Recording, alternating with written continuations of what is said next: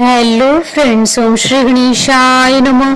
जय माँ लक्ष्मी। आप सभी का स्वागत है आपकी अपने यूट्यूब चैनल पर। फ्रेंड्स, आज हम आपको इस वीडियो में बताने जा रहे हैं गजलक्ष्मी व्रत का शुभ मुहूर्त, पूजा विधि, उद्यापन विधि, महत्व और गजलक्ष्मी व्रत की कथा के बारे में।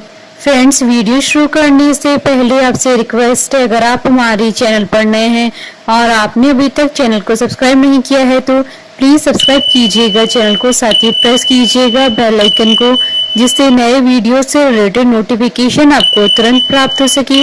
और वीडियो पसंद आने पर वीडियो को लाइक और शेयर जरूर कीजिएगा ताकि सभी भक्तों को इस वीडियो का लाभ प्राप्त हो सके। और कमेंट बॉक्स में जय माँ लक्ष्मी जरूर लिखिएगा। गजलक्ष्मी व्रत करने से देवी महालक्ष्मी की विशेष कृपा प्राप्त होती है। इस दिन माता महालक्ष्मी जी की विधिवत पूजा करने और व्रत रखने से सभी प्रकार की सुख और सुविधाओं की प्राप्ति होती है। साथ ही माँ लक्ष्मी की कृपा आप पर हमेशा बनी रहती है। अश्विन मास के कृष्ण पक्ष की अष्टमी तिथि के दिन देवी लक्ष्मी जी की पूजा और व्रत किया जाता है। इस व्रत को गजलक्ष्मी व्रत कहा जाता है। गजलक्ष्मी व्रत के दिन सोना खरीदने को विशेष महत्व दिया जाता है। मान्यता है कि इस दिन सोना खरीदने से सोने में 8 गुना वृद्धि होती है। फ्रेंड्स, अब आइए जानते हैं गजलक्ष्मी व्रत की संपूर्ण पूजन विधि के बारे में। यह व्रत अश्विन मास की कृष्ण पक्ष की अष्टमी तिथि को किया जाता है। इस व्रत को करने से पहले भादो शुक्ल अष्टमी को स्नान करके 2 दूने से सकोरे में ज्वारे गेहूं बोए जाते हैं। प्रतिदिन 16 दिनों तक इन्हें पानी से सींचा जाता है। ज्वारे बोने के दिन ही कच्चे सूत के धागे से 16 तार का एक डोरा बनाएं। डोरे की लंबाई इतनी ले कि आसानी से गले में पहन सके। इस डोरे में थोड़ी थोड़ी दूरी पर 16 गिठाने लगाएं और हल्दी से पीला करके पूजा के स्थान पर रखें तथा प्रतिदिन 16 दूब और 16 गेहूं चढ़ाकर पूजन करें। अश्विन मास के कृष्ण पक्ष की अष्टमी के दिन उपवास रखें। स्नान के बाद पूर्ण श्रृंगार करें। 18 मुट्ठी गेहूं के आटे से 18 मीठी पूड़ी बनाएं। आटे का एक दीपक बनाकर 16 पूड़ियों के ऊपर रखें। दीपक में एक घी की बत्ती रखें। शेष 2 पूड़ी माँ लक्ष्मी जी को चढ़ाने के लिए रखें। पूजन करते समय इस दीपक को जलाएं तथा कथा पूरी होने तक दीपक जलते रहना चाहिए। अखंड ज्योति का एक और दीपक अलग से जलाकर रखें। पूजन के पश्चात इन्हीं 16 पूड़ी को दिए अर्थात सेवैया की खीर या मीठे दही से खाते हैं। इस व्रत में नमक नहीं खाते हैं। इन 16 पूड़ी को पति पत्नी या पुत्री ही खाएं, अन्य किसी को ना दें। मिट्टी का एक हाथी बनाए या कुम्हार से बनवा ले जिस पर माँ लक्ष्मी जी की मूर्ति बैठी हो। सायंकाल जिस स्थान पर पूजन करना हो उसे गोबर से लीप कर पवित्र करें। रंगोली बनाकर बाजोड़ पर लाल वस्त्र बिछाकर हाथी को रखें। तांबे का एक कलश जल से भरकर चौकी के सामने रखें।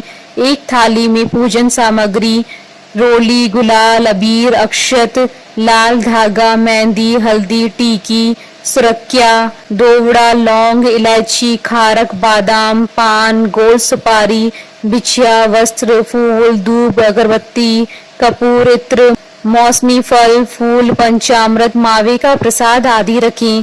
केले के पत्तों से झांकी बनाएं। संभव हो सके तो कमल के फूल भी चढ़ाएं। चौकी पर 16 तार वाला डोरा एवं ज्वारे रखें। विधि पूर्वक माँ लक्ष्मी जी का पूजन करें तथा कथा सुने एवं आरती करें। इसके बाद डोरे को गले में पहनने अथवा भुजा में बांधे। भोजन के पश्चात रात्रि जागरण तथा भजन कीर्तन करें। दूसरे दिन प्रातः काल हाथी को जलाशय में विसर्जन करके स्वाग सामग्री ब्राह्मणों को दे दें। फ्रेंड्स, अब आइए जानते हैं गजलक्ष्मी व्रत की उद्यापन विधि के बारे में। सामान्यतः यह व्रत 16 वर्षों तक किया जाता है। इसके उपरांत ही व्रत का उद्यापन किया जाता है, किंतु श्री माँ लक्ष्मी जी की असीम कृपा से मनोकामना शीघ्र पूरी हो जाए तो कम समय में भी उद्यापन किया जा सकता है, लेकिन व्रत को 16 वर्षों तक पूरे करना चाहिए। यदि परिस्थिति वर्ष 16 वर्ष के बाद उद्यापन नहीं कर सके तो व्रत को आगे भी किया जा सकता है जब तक कि उद्यापन न हो। किसी श्रेष्ठ विद्वान पंडित के द्वारा हवन करवाएं। पूजन पूर्वोक्त विधि के अनुसार करें। कथा सुने, आरती करें तथा 16 जोड़ों को भोजन करवाएं। पूजन के समय मिट्टी से बनाई गई मूर्ति को बिठाएं तथा ज्वारे के सामने 17 नारियल और स्वाग पूड़े की 17 टोकरी रखें, जिसमें स्वाग की समस्त वस्तुएं एवं ब्लाउज पीस एवं रुपए रखें। इनमें से एक टोकरी श्री महालक्ष्मी जी को चढ़ाएं। इसके साथ साड़ी, ब्लाउज, पेटीकोट एवं भगवान के नाम की धोती कुर्ता भी रखें। इनका संकल्प लें। 16 जोड़ों को भोजन कराने के पश्चात पुरुषों को पूजन में रखे गए नारियल के साथ 1 रुपया रखकर तिलक करके दें। स्त्रियों को स्वाग पूड़ा दक्षिणा के रूप में दे। पंडित जी को धोती कुर्ता एवं दक्षिणा दें। सबको भोजन कराने के बाद स्वयं मीठी पूड़ी, खीर या दही से खाएं। इस दिन भी नमक नहीं खाएं। रात्रि जागरण, भजन कीर्तन करें। अखंड ज्योति जलती रहनी चाहिए। प्रातः काल हाथी एवं फूल पत्ते आदि को जलाशय में विसर्जन करें। इसके बाद शेष बचा हुआ स्वाग पूड़ा लक्ष्मी जी को चढ़ाए गए वस्त्र एवं नारियल, धोती कुर्ता अपने सास ससुर अथवा ननंद नंदोई अथवा जेठ जेठानी अथवा किसी बड़े को देकर उनसे आशीर्वाद प्राप्त करें। फ्रेंड्स, अब आइए जानते हैं साल 2025 के माँ लक्ष्मी व्रत अर्थात गजलक्ष्मी व्रत के शुभ मुहूर्त के बारे में। हिंदू पंचांग के अनुसार साल 2025 में महालक्ष्मी व्रत 14 सितंबर 2025 रविवार के दिन है। अश्विन कृष्ण अष्टमी तिथि प्रारंभ होगी 14 सितंबर 2025 को सुबह 5:04 पर और अश्विन कृष्ण अष्टमी तिथि का समापन होगा 15 सितंबर 2025 को सुबह 3:06 पर। और इस दिन रवि योग, आनंद आदि योग का शुभ संयोग भी बन रहा है। रवि योग और आनंद आदि योग का प्रारंभ होगा सुबह 6:12 से सुबह 8:41 तक और ब्रह्म मुहूर्त रहेगा सुबह 4:39 से सुबह 5:25 तक और अभिजीत मुहूर्त रहेगा सुबह 11:57 से दोपहर 12:47 तक और गोधूली मुहूर्त रहेगा शाम 6:32 से शाम 6:56 तक और चंद्रोदय का समय रहेगा रात्रि 11:30 तक। फ्रेंड्स, अब हमारे चैनल पर ज्वाइन बटन को दबाकर हमारे चैनल के मेंबर भी बन सकते हैं। हम हमारे चैनल के मेंबर्स के कमेंट्स को टॉप प्रायोरिटी पर रखकर उनका रिप्लाई करते हैं। फ्रेंड्स, अब आइए प्रारंभ करें गजलक्ष्मी व्रत की पौराणिक व्रत कथा। धर्म ग्रंथों में गजलक्ष्मी व्रत की 2 कथाएं प्रचलित हैं। पहली कथा, एक समय महर्षि वेद व्यास जी हस्तिनापुर पधारे। उनका आगमन सुन महाराज धृतराष्ट्र उनको आदर सहित राजमहल में ले गए। स्वर्ण सिंहासन पर विराजमान कराकर उनका पूजन किया। श्री व्यास जी से माता कुंती तथा गांधारी ने हाथ जोड़कर प्रश्न किया, हे महामुनि, आप त्रिकालदर्शी हैं, अतः आपसे हमारी प्रार्थना है कि आप हमको कोई ऐसा सरल व्रत तथा पूजन बताएं जिससे हमारा राज्य, लक्ष्मी, सुख संपत्ति, पुत्र पौत्रादि एवं परिवार सुखी रहे। इतना सुन श्री वेद व्यास जी कहने लगे, हम एक ऐसे व्रत का पूजन एवं वर्णन करते हैं जिससे सदा लक्ष्मी जी का निवास होकर सुख समृद्धि की वृद्धि होती है। यह श्री माँ लक्ष्मी जी का व्रत है। इसे गजलक्ष्मी व्रत भी कहा जाता है, जिसे प्रतिवर्ष अश्विन कृष्ण अष्टमी को विधिवत किया जाता है। हे महामुनि, इस व्रत की विधि हमें विस्तार पूर्वक बताने की कृपा करें।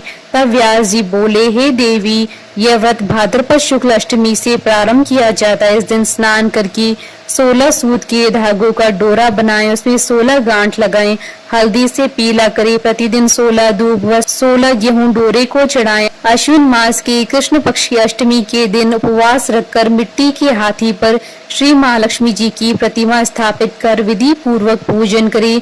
इस प्रकार श्रद्धा भक्ति सहित माँ लक्ष्मी जी का व्रत पूजन करने से आप लोगों की राज्य लक्ष्मी में सदा अभिवृद्धि होती रहेगी। इस प्रकार व्रत का विधान बताकर श्री वेद व्यास जी अपने आश्रम को प्रस्थान कर गए।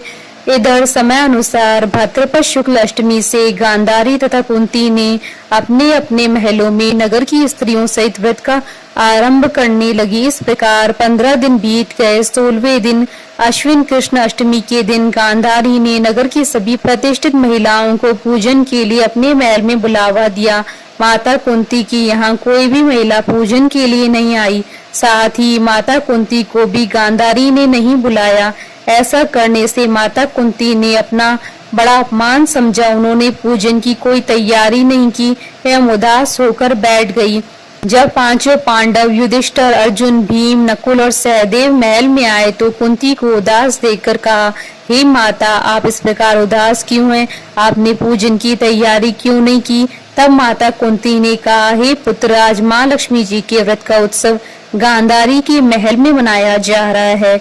उन्होंने नगर की समस्त महिलाओं को बुला लिया और उनके 100 पुत्रों ने मिट्टी का एक विशाल हाथी बनवाया, जिस कारण सभी महिलाएं उस बड़े हाथी के पूजन करने के लिए गांधारी के यहाँ चली गई, लेकिन मेरे यहाँ नहीं आई। यह सुनकर अर्जुन ने कहा, हे माता, आप पूजन की तैयारी करें और नगर में बुलावा लगवा दें कि हमारे यहाँ स्वर्ग के ऐरावत हाथी का पूजन होगा।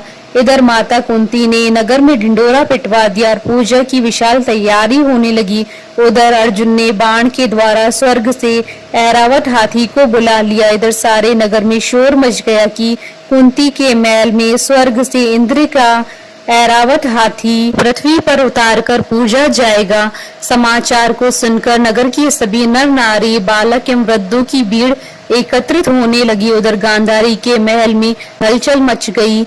वहां एकत्र हुई सभी महिलाएं अपनी अपनी थालियां लेकर कुंती के महल की ओर जाने लगी। देखते ही देखते कुंती का सारा महल ठसाठस भर गया। माता कुंती ने ऐरावत को खड़ा करने हेतु अनेक रंगों के चौक पुरवाकर नवीन रेशमी वस्त्र बिछवा दिए।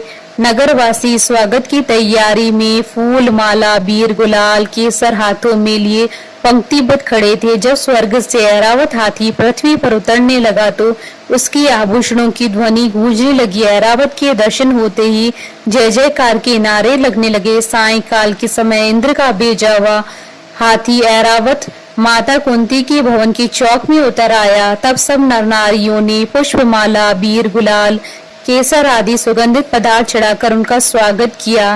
राज्य पुरोहित द्वारा ऐरावत पर माँ लक्ष्मी जी की मूर्ति स्थापित करके वेद मंत्रोच्चारण द्वारा पूजन किया गया। नगर वासियों ने भी माँ लक्ष्मी जी का पूजन किया। फिर अनेक प्रकार के पकवान लेकर ऐरावत को खिलाया और यमुना का जल उसे पिलाया। राज्य पुरोहित द्वारा स्वस्ति वाचन करके महिलाओं द्वारा माँ लक्ष्मी जी का पूजन कराया गया। 16 गांठों वाला डोरा लक्ष्मी जी को चढ़ाकर अपने अपने हाथों में बांध लिया। ब्राह्मणों को भोजन कराया गया। दक्षिणा के रूप में स्वर्ण आभूषण, वस्त्र आदि दिए गए। तत्पश्चात महिलाओं ने मिलकर मधुर संगीत लहरियों के साथ भजन कीर्तन कर संपूर्ण रात्रि माँ लक्ष्मी का व्रत जागरण किया। दूसरे दिन प्रातः राज्य पुरोहित द्वारा वेद मंत्रोच्चार के साथ जलाशय में माँ लक्ष्मी जी की मूर्ति का विसर्जन किया गया। फिर ऐरावत को विदा कर इंद्रलोक को भेज दिया गया। इस प्रकार जो स्त्रियां श्री माँ लक्ष्मी जी का विधि पूर्वक व्रत एवं पूजन करती हैं, उनके घर धन धान्य से पूर्ण रहते हैं तथा उनके घर माँ लक्ष्मी जी सदा निवास करती है। इस हेतु माँ लक्ष्मी जी की स्तुति अवश्य बोले। स्तुति इस प्रकार है, महालक्ष्मी नमस्तुभ्यं नमस्तुभ्यं सुरेश्वरी हरिप्रिये नमस्तुभ्यं नमस्तुभ्यं दयानिधि। दूसरी कथा। प्राचीन काल में एक नगर में एक बहुत ही गरीब ब्राह्मण रहा करता था। वह ब्राह्मण पूरी श्रद्धा से भगवान विष्णु जी की पूजा किया करता था। उसकी पूजा और भक्ति से प्रसन्न होकर उसे भगवान श्री हरि विष्णु जी ने दर्शन दिया और ब्राह्मण से अपनी मनोकामना मांगने के लिए कहा, जिसके बाद ब्राह्मण ने लक्ष्मी जी का निवास अपने घर होने की इच्छा जाहिर की। यह सुनकर भगवान विष्णु जी ने माता लक्ष्मी जी की प्राप्ति का मार्ग ब्राह्मण को बता दिया। उन्होंने बताया कि मंदिर के सामने एक स्त्री आती है जो यहाँ आकर उपले थापती है। तुम उसे अपने घर आने का आमंत्रण देना। वही स्त्री देवी महालक्ष्मी है। किसी भी शुभ मुहूर्त में लक्ष्मी जी के आने के बाद तुम्हारा घर धन और धान्य से भर जाएगा। यह कहकर भगवान विष्णु चले गए। अगले दिन वह ब्राह्मण ब्रह्म मुहूर्त में ही जाकर मंदिर के सामने बैठ गया। जिस समय लक्ष्मी जी उपले थापने के लिए आगे आई तो ब्राह्मण ने उनसे अपने घर आने का निवेदन किया। ब्राह्मण की बात सुनकर लक्ष्मी जी समझ गई कि यह सब भगवान विष्णु जी के कहने पर हुआ है। लक्ष्मी जी ने ब्राह्मण से कहा कि तुम महालक्ष्मी व्रत करो और 16 दिनों तक व्रत करने और 16वें दिन रात्रि को चंद्रमा को अर्घ्य देने से तुम्हारा मनोरथ सिद्ध होगा। ब्राह्मण ने देवी के कहे अनुसार व्रत और पूजन किया और देवी को उत्तर दिशा की ओर मुख करके पुकारा। लक्ष्मी जी ने अपना वचन पूरा किया। उसी दिन से इस व्रत को पूरे विधि विधान के साथ किया जाने लगा। बोलिए माता महालक्ष्मी जी की जय। हमारे साथ इस वीडियो में अंत तक बने रहने के लिए आपका धन्यवाद। ओम श्री गणेशाय नमः। जय मां लक्ष्मी।